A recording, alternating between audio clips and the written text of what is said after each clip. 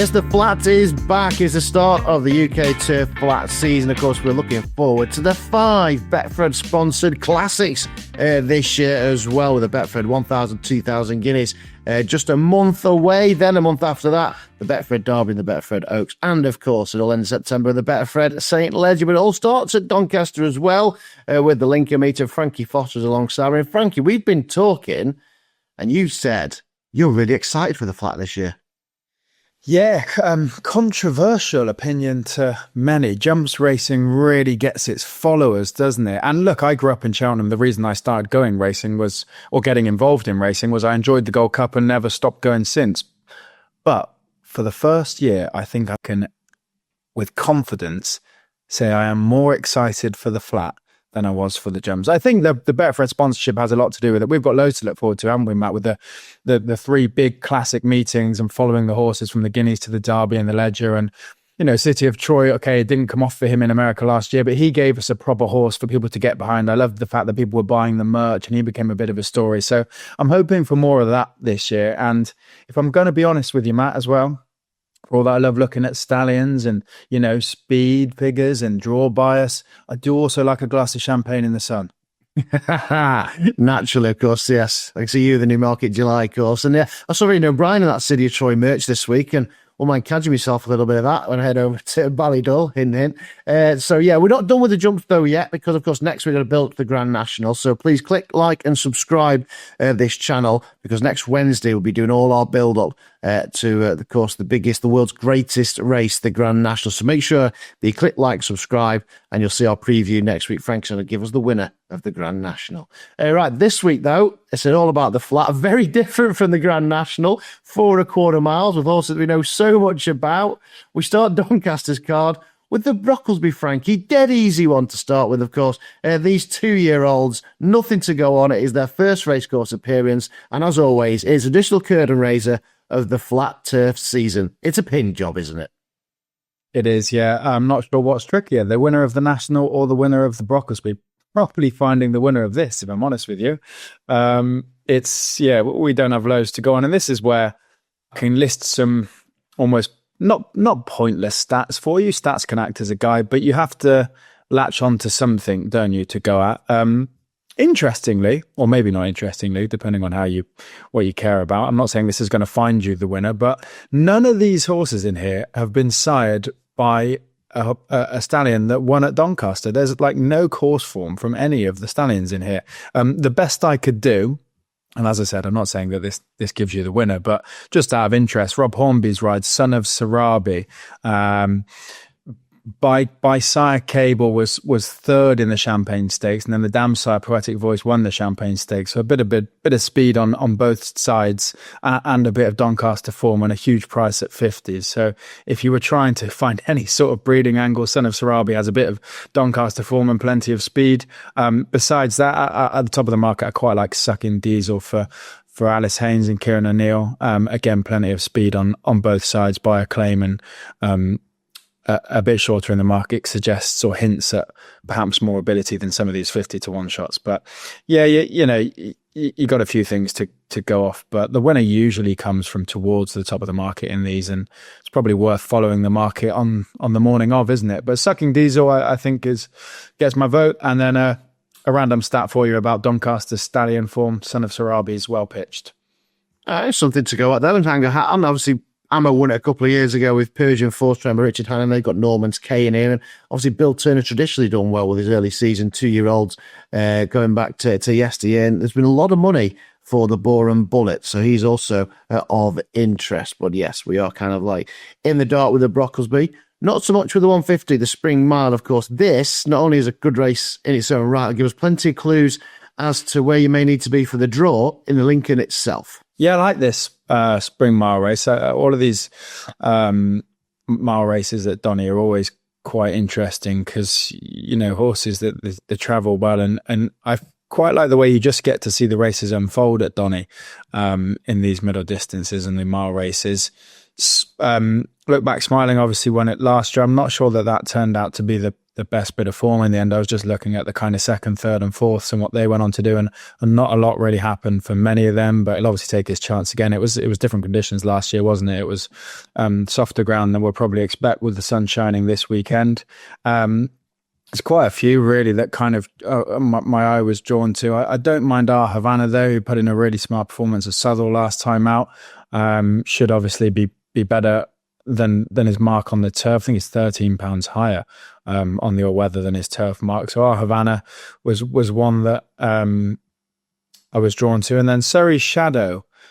Okay, maybe not the best on ratings, that performance on the all-weather last time out, but beat one of Archie Watson's that won twice since at very short odds. And Archie Watson's are always pretty fit, and get going quite early on. So I don't think that is the worst bit of form. They're almost next door to each other in the market, I think, as I'm looking at it now. Yeah, our Havana for Richard Fahy and then Surrey's Shadow as well. Both double-figure prices. Both nice performances on the all-weather and hopefully both progressive back on turf. Okay, couple against the field then in the Spring Mile. I rang you yesterday speaking about the Cammidge Trophy, and I said when you come to this, anything other than the Ian James's Delight is the wrong answer. I'm a big fan of this one. Very progressive sprinter last year from handicaps. Wasn't disgraced when 8th in the big one at Ascot Champions Day. I just think he's going to kick on as a 4-year-old. He's in the right hands as well with Clive Cox. So I think he's got a big chance. But you said, right, well, I'm going to take you on. What have you gone with? Marshman, I am going to take you on.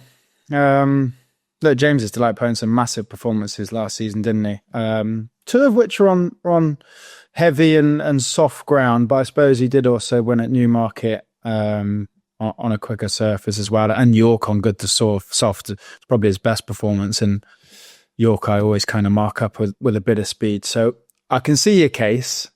I think I'm a bit of a Carl Burke fan, actually. I always seem to hold his horses a touch higher regard than what the form says, especially the speedsters and especially early on in the year as well. Marshman was second in this last year, and I just think the way that he's raced after being gelded on the all-weather, I think he could be a different horse. He's put in some massive performances since being gelded on the all-weather. He's obviously got to translate it back to turf.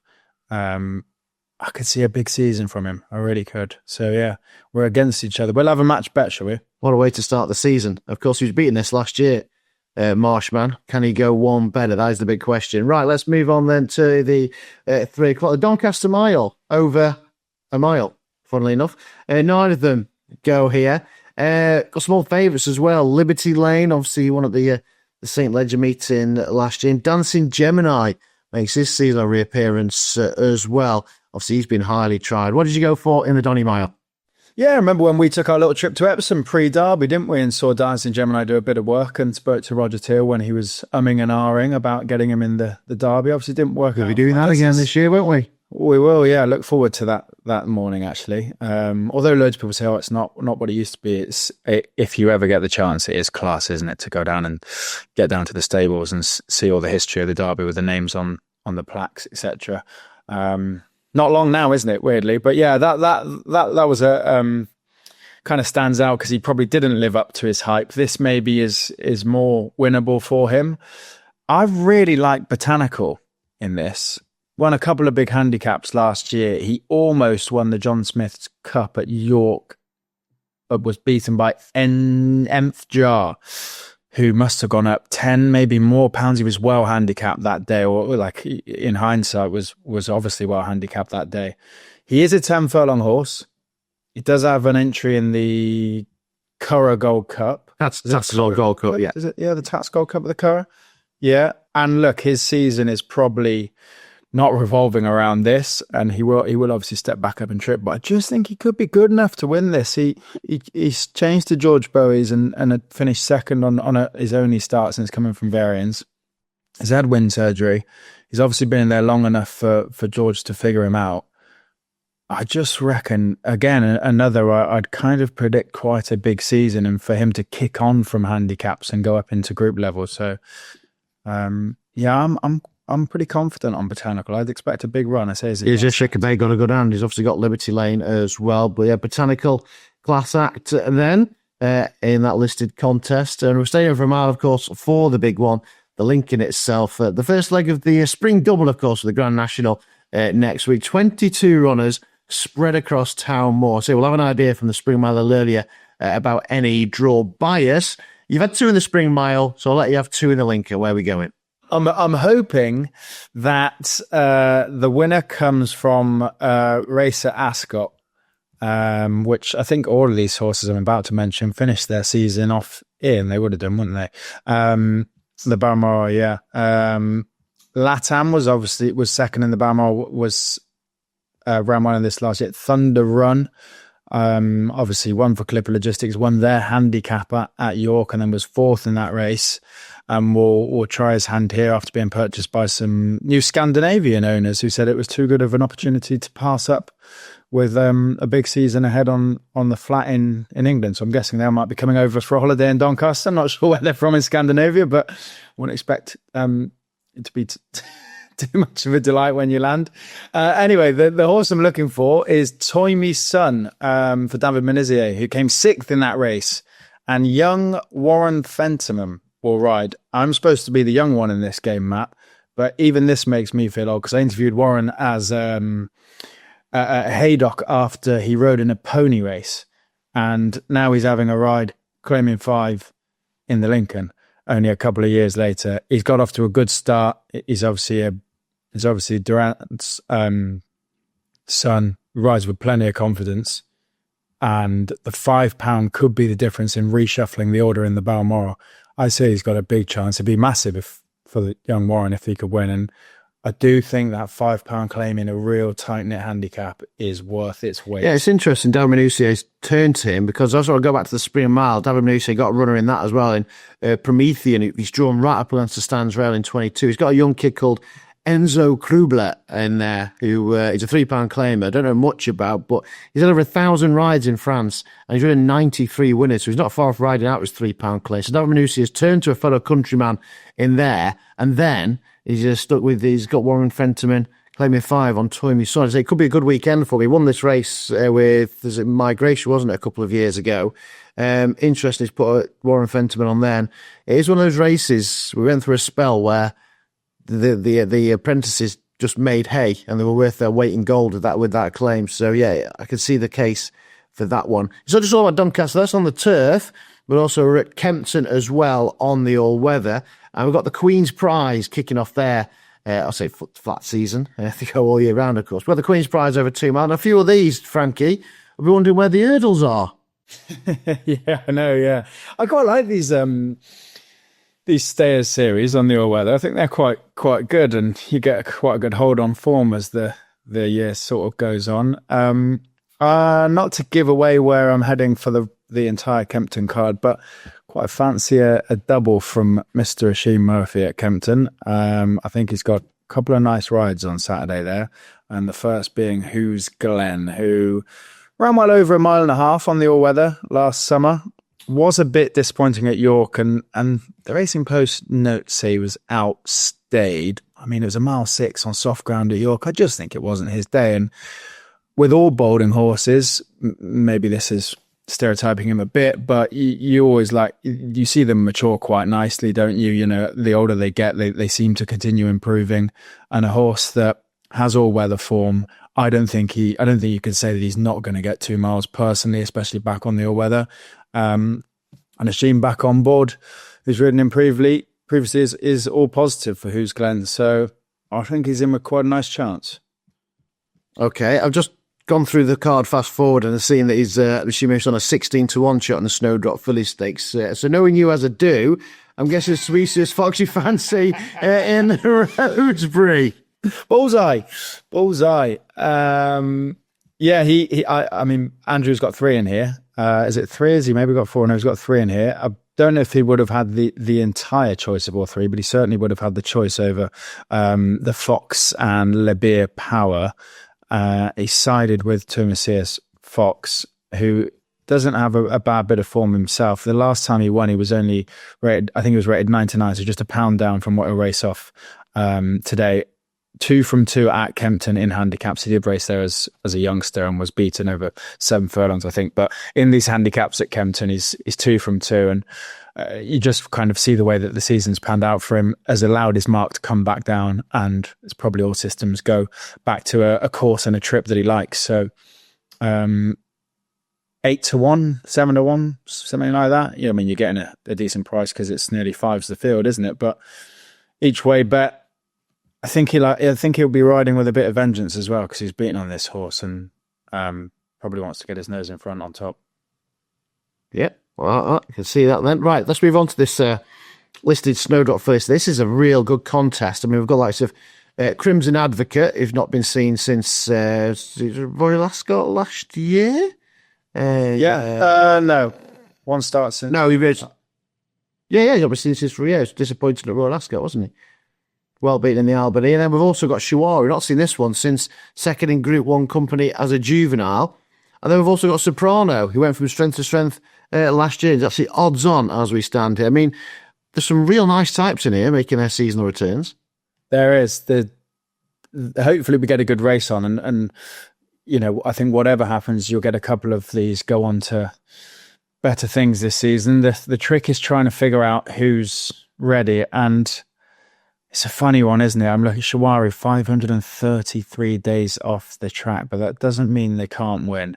I'd probably be happy to leave Soprano at the price. Odds on, she had a busy end to this year last year. She's doing a bit of globe trotting. She's got a big season ahead of her with, some big targets will be on the agenda. I just don't know if I could back her at odds on, particularly she was beaten on her first start last year on the all-weather. I know this is a nice prize and it's a listed race, but a touch too short for me. So I'm going to go with Shawari and that 500-day break. But she could be anything. She's beaten Fallen Angel on her second start at Sandown 2 years ago. She was behind Lang. I know her her end season didn't pan out what it was to be, but at that time of year, she was still highly thought of. So brilliant form, and you're probably punting against the break and what she comes back as. But I'd fancy her at the prices over Soprano. And obviously she'd be well thought of in the paddocks as well. So it's interesting the Kempton trainer as a 4-year-old. So you've already Group 1 place. She's got black type anyway. So she'd already be a hell of a prospect in the breeding sheds. The fact that Kempton training here as a 4-year-old suggests that they're still showing plenty. So yeah, I can see the case for Shawar, and I think they wouldn't be risking a half cocked, as I say, off such a long layoff. So yeah, I think I'm sided with you in the Snowdrop. Right, that's 8 races then we have looked at. What would be your strongest bet on the opening day of the UK flat turf season? Oh, God, it's hard to get underway, isn't it? You want a winner to get underway with. We probably should have said at the start of the show, it's always worth just biding your time, isn't it, on the flat? Right? You let them sort themselves out for a few weeks and just watch and see what happens and see what trainers hit the ground running. I think I'm going to have to go with Botanical. That's the horse across the card that even if he's not absolutely A1, I'm hoping for quite a big season from him. So yes, it's not optimal trip. Yes, there's bigger things on the agenda over 10 furlongs. Still think he might put in a massive performance.